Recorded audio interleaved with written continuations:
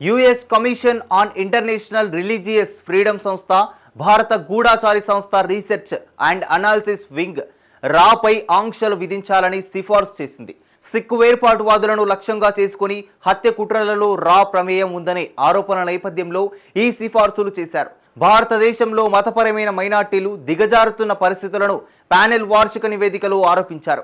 మత స్వేచ్ఛ ఉల్లంఘనల కారణంగా భారతదేశాన్ని ప్రత్యేకంగా ఆందోళనకరమైన దేశంగా గుర్తించాలని సదరు సంస్థ అమెరికా ప్రభుత్వాన్ని కోరింది. కమ్యూనిస్టు పాలిత దేశంలో మతపరమైన వ్యవహారాలను నియంత్రించడానికి పెరిగిన ప్రయత్నాలను పేర్కొంటూ వియత్నాంను కూడా అదే లిస్టులో చేర్చాలని నివేదిక సిఫార్సు చేసింది.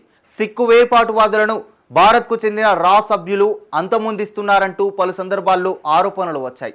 ఈ ఆరోపణలకు ఎలాంటి సాక్ష్యాలు లేవు. అయినా కూడా రాపై ఆంక్షలు విధించాలని అంటున్నారు. ఇక భారతదేశంలోని మైనార్టీలు దారుణ పరిస్థితులను ఎదుర్కొంటున్నట్లు ఆ కమిషన్ ఆరోపణలు గుప్పించింది.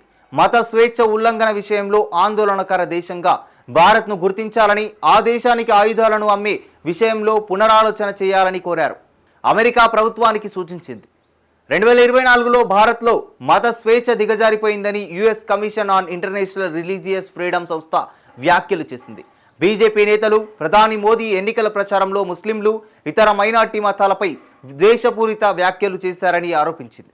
ఈ నివేదికపై భారత ప్రభుత్వం మండిపడింది. భారత్లోని వైవిధ్యమైన సమాజానికి కలంకం తెచ్చేందుకు నిరంతరాయంగా చేస్తున్న ప్రయత్నం ఇదంటూ ఆగ్రహం వ్యక్తం చేసింది. మత స్వేచ్ఛపై నిజాయితీ లేకుండా ఉద్దేశపూర్వకంగా విమర్శలు చేసేందుకే ఆ నివేదిక ఇచ్చారని విదేశీ వ్యవహారాల ప్రతినిధి రణ్ధీర్ జైస్వాల్ ధ్వజమెత్తారు.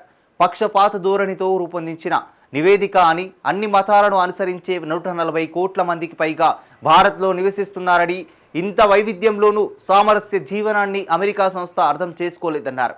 గతంలో కూడా భారత్ మీద ఇలాంటి ఆరోపణలే చేసింది ఈ సంస్థ.